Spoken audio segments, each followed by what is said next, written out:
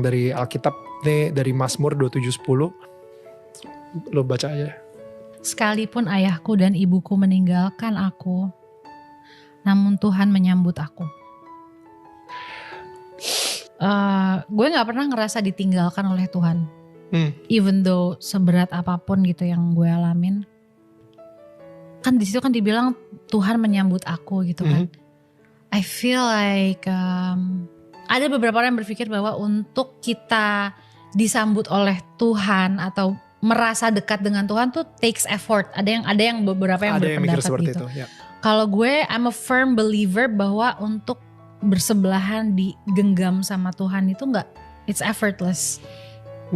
Oke. Selama lu di waiting room itu, yes, God has been holding your hand so much. And I am a firm believer that itu Yesus. Now, what I'm saying is, di sini, ketika pintu itu dibuka, Tuhan yang menyambut lo, gitu. Mulai dari hari ini, God is saying to you, I want to be your father. Okay? Tuhan sendiri yang ingin menjadi ayahnya Caca. Oh my God. Kita doa sama-sama ya? Ya. Oke. Ca, ikutin gue ya. Tuhan. Baik, mengenai video tersebut, banyak yang protes. Terutama netizen atau saudara-saudara kita yang beragama Muslim atau Islam. Mereka mengatakan, wah ini kristenisasi oleh si Daniel Mananta. Pertanyaannya adalah, apakah Daniel Mananta sedang melakukan kristenisasi? Dan apakah Marsyanda murtad atau masuk Kristen? Nah, oleh sebab itu saya mengajak teman-teman untuk menyaksikan videonya yang berikut ini. Setelah podcastnya yang viral ketika mengundang Ustadz Abdul Somad, banyak netizen khususnya umat muslim yang mendoakan agar Daniel Mananta ini segera mendapatkan hidayah dan segera mualaf. Bahkan sempat beredar sebuah rumor bahwa Daniel ini katanya telah mualaf, tetapi ternyata hal tersebut tidak terbukti sampai sekarang ya. Nah, baru-baru ini Daniel Mananta kembali lagi mendapatkan sorotan yang juga secara khusus dilakukan oleh netizen muslim ya. Dan sorotan itu terjadi ketika Daniel Mananta mengundang seorang artis bernama Marsyanda. Dan di dalam podcast tersebut ada adegan di mana Daniel Mananta mendoakan Marsyanda dan mengatakan bahwa Tuhan Yesus memegang tangan Marsyanda. Konten tersebut dirilis dengan judul Tangis Marsyanda Pecah Saat Ceritakan Tentang Sang Ayah part ketiga. Jadi di dalam podcast ini, Marsyanda itu curhat bagaimana dia menceritakan pengalaman-pengalaman yang tidak menyenangkan dalam kehidupannya. Bahkan dia juga merindukan sosok ayahnya dan kemudian terjadilah adegan seperti di dalam video ini. Tolong dong kasih tahu Caca si ayat ini yang dari Alkitab nih, dari Mazmur 27:10. Lo baca aja. Sekalipun ayahku dan ibuku meninggalkan aku, namun Tuhan menyambut aku. Gue gak pernah ngerasa ditinggalkan oleh Tuhan. Even though seberat apapun gitu yang gue alamin. Kan di situ kan dibilang Tuhan menyambut aku gitu kan. I feel like ada beberapa orang yang berpikir bahwa untuk kita disambut oleh Tuhan atau merasa dekat dengan Tuhan tuh takes effort. Ada yang beberapa yang berpendapat seperti gitu. Itu, ya. Kalau gue, I'm a firm believer bahwa untuk bersebelahan digenggam sama Tuhan itu enggak, it's effortless. Oke. Selama lu di waiting room itu, yes, God has been holding your hand so much. And I am a firm believer that itu Yesus. Now, what I'm saying is, di sini, ketika pintu itu dibuka, Tuhan yang menyambut lo, gitu. Mulai dari hari ini, God is saying to you, I want to be your father. Okay? Tuhan sendiri yang ingin menjadi ayahnya Caca. Oh my God. Kita doa sama-sama ya. Ya. Oke. Cak, ikutin gue ya. Tuhan, jika orang yang menonton konten ini dengan pikiran positif dan juga toleransi, sepertinya tidak ada yang salah. Karena menghibur dan menguatkan orang lain serta mendoakannya menurut kepercayaan yang diyakini oleh seseorang adalah hal yang lumrah. Apalagi Marsanda sendiri tidak keberatan, bahkan dia merasa lega setelah banyak menceritakan kisahnya di dalam podcast ini bersama Daniel Mananta. Tapi yang mengherankan adalah banyak yang kepanasan dan menganggap ada misi terselubung di dalam podcast Daniel Mananta ini. Bahkan Daniel dianggap telah melakukan kristenisasi secara terselubung kepada narasumbernya yaitu Marsanda. Dan setidaknya itu yang terlihat di dalam komentar-komentar berikut ini. Daniel kayak berkhotbah untuk Caca. Caca itu imannya kuat. Ada udang di balik batu, padahal ilmu Islam Caca kuat. Gak bakal ngaruh, waduh. Inilah ya, memang tetangga kita ini dikit-dikit bawaannya curiga terus lo ya. Padahal ini Marsanda ini atau yang dipanggil Caca ini juga kan sudah dewasa ya. Dia bukan lagi anak kecil. Dan kita tahu memang mereka berdua mempunyai latar belakang agama yang berbeda. Caca Islam dan Daniel Mananta itu seorang Kristen, Katolik ya. Tapi kan gak masalah kalau mereka saling sharing, ya, saling menguatkan, apalagi saling mendoakan. Dan netizennya kan bilang itu, Caca itu ilmu Islamnya kuat, gak bakal ngaruh. Ya udah. Jadi kenapa Anda yang repot, Anda yang kepanasan? Kalau Caca ilmu Islamnya kuat, ya berarti gak ada masalah dong. Kalau memang dia gak bakal terpengaruh. Kenapa Anda harus takut? Hati-hati, kuatkan iman kita semua, ada sesuatu di obrolan tetangga kita. Ini adalah salah satu ciri netizen yang cenderung merasa curiga ya. Bahkan dia membentengi dirinya dengan selalu mengatasnamakan hati-hati atau waspada. Dan biasanya justru orang-orang yang seperti ini tuh yang imannya nggak kuat. Ya, kenapa? Karena kalau orang yang merasa imannya kuat, dia nggak akan terganggu atau dia nggak akan terpengaruh dengan omongan orang lain atau dengan ajaran-ajaran orang lain. Dan dia akan menganggap itu sebagai bentuk daripada toleransi. Bukan justru dia merasa terganggu dengan semua hal itu. Bukan kayak podcast jadinya, malah misi terselubung. Nah ini juga salah satu netizen yang bawaannya curiga melulu ya. Si Daniel lagi cari member lain untuk join. Untung Caca istiqomah. Kemon Daniel, ini bukan tempat khotbah lo. Caca itu Muslim Biril. Lah itu kan memang podcastnya Daniel dan dia memang adalah seorang Kristen kan. Jadi kalau dia ingin menanggapi suatu narasi dari narasumbernya berdasarkan dengan kepercayaan yang dia miliki, ya itu sah-sah aja karena itu podcastnya dia. Ya, bahkan di dalam podcast itu dia bukan hanya mengundang artis, bahkan juga ada ustadz juga yang diundang seperti Ustadz Abdul Somad kemarin. Dan mereka saling bertukar pikiran, jadi nggak ada masalah. Kenapa Anda yang merasa terganggu? Kayaknya misi Daniel gagal deh, mengganti Tuhannya Marsanda dengan Yesus. Ya Allah, kuatkan iman Marsanda, amin. Aduh, saya malas nanggapi komentar yang begini ya. Misi terselubung, hati-hati bagi yang lemah iman. Permutatankah? Nah ini lagi ya.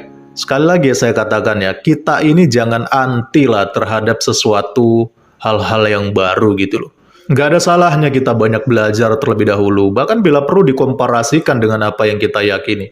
Siapa tahu kan, ternyata yang kita yakini selama ini salah.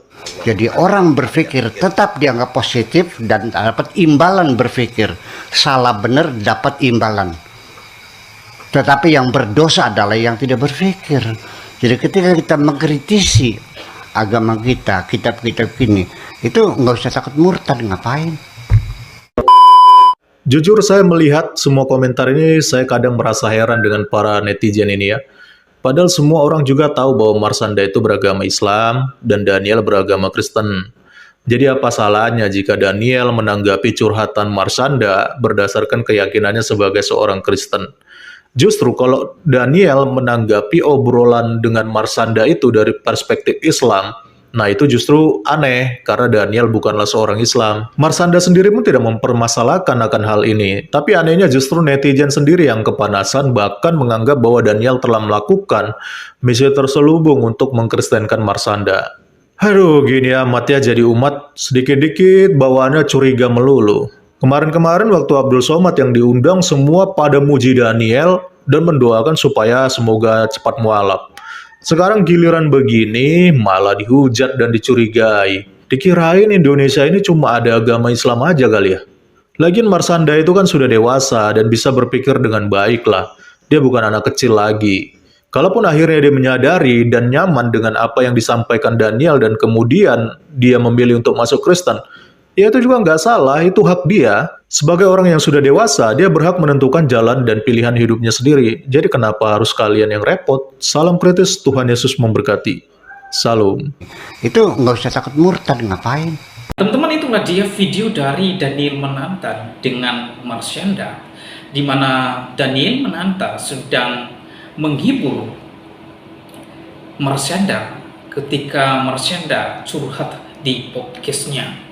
Nah, ketika Daniel Mananta mengundang Ustadz Abdul Somad di podcastnya, maka banyak netizen atau saudara-saudara kita yang beragama Islam, mereka memuji dan bahkan mendoakan supaya Daniel mendapat hidayah, atau dengan kata lain, Daniel segera akan murtad. Nah, teman-teman, giliran Daniel Mananta memberi penghiburan kepada Marsyanda dengan menggunakan ayat-ayat Alkitab, para netizen tadi atau saudara-saudara kita yang beragama Muslim, mereka menghujat Daniel Mananta. Mereka mengklaim bahwa Daniel Mananta sedang melakukan kristenisasi di podcastnya. Dan video tersebut banyak sekali yang direaksi dan dibahas oleh YouTuber dari saudara-saudara kita yang beragama Islam. Mengapa? Karena mereka mengklaim bahwa Daniel Mananta sedang melakukan kristenisasi di podcastnya. Nah, teman-teman, ini kocaknya mereka. Daniel memberi penghiburan kepada seseorang, malah diklaim kristenisasi. Perlu Anda ketahui bahwa Marsyanda bukan anak kecil yang bisa dibodoh-bodohi. Dan sah-sah saja Daniel Mananta melakukan penghiburan terhadap Marsyanda, karena di konten video tersebut Marsyanda sedang curhat kepada Daniel Mananta. Maka oleh sebab itu, sebagai host, yaitu Daniel Mananta, juga harus ia memberikan satu penghiburan terhadap orang yang curhat kepadanya. Jadi itulah sebabnya Daniel Mananta itu mengutip ayat-ayat Alkitab, bahwa sekalipun ayahku dan ibuku meninggalkan aku, namun Tuhan menyambut aku.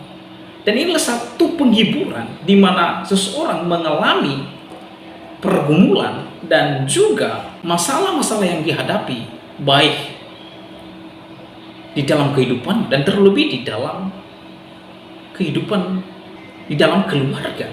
Dan konteks video itu Marsyanda sedang curhat terkait dengan keluarganya dan ayahnya, di mana Marsyanda sendiri ia mengakui bahwa Tuhan tidak pernah meninggalkan dia, sekalipun ada banyak tantangan yang harus dia lewati. Dalam konteks tersebut, Daniel juga mengungkapkan bahwa sekalipun ibumu dan ayahmu meninggalkan engkau, namun Tuhanlah yang menyambut aku. Dan ini tidak ada yang namanya kristenisasi di sini. Marsyanda terima atau tidak itu haknya Marsyanda. Dan Marsyanda bukan anak kecil lagi, dan ia adalah orang yang dewasa. Jadi kalau ia percaya Yesus Kristus juga nggak apa-apa, itu kan haknya. Bukankah konstitusi menjamin bahwa kebebasan beragama? Dan itu dijamin haknya, dilindungi oleh konstitusi. Di sini tidak ada yang namanya kristenisasi, seperti yang netizen tadi yang kocak, yang klaim menuduh Daniel Mananta kristenisasi. Itu omong kosong semuanya. Nah, teman-teman, bahkan di kalangan mereka yang ada yang lebih parah, ya, seperti Donggitan, Ipun, Atria, kain nama, mereka secara terus-menerus menyebarkan agama dan iman mereka kepada orang Kristen yang beragama Kristen. Ya. Dan bahkan yang lebih kocaknya lagi, mereka membahas-bahas kitab suci Alkitab. Ini jelas mereka ini ngawur dan tidak tahu arah kemanakah mereka ini. Bukankah Alkitab adalah kitab suci agama lain? Bukankah Alkitab adalah kitab suci agama Kristen? Pertanyaannya, mengapa Kainama, Lolitan, dan Ipung Atrian membahas Alkitab? Motifnya apa? Anda tidak tahu Alkitab, Anda tidak tahu bagaimana memahami Alkitab, tapi sok jago, sok tahu mengasih tahu kepada orang Kristen.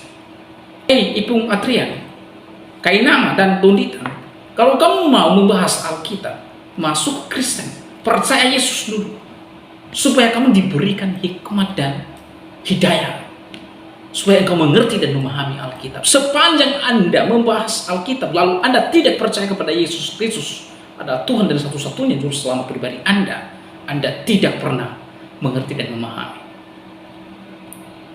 Ya.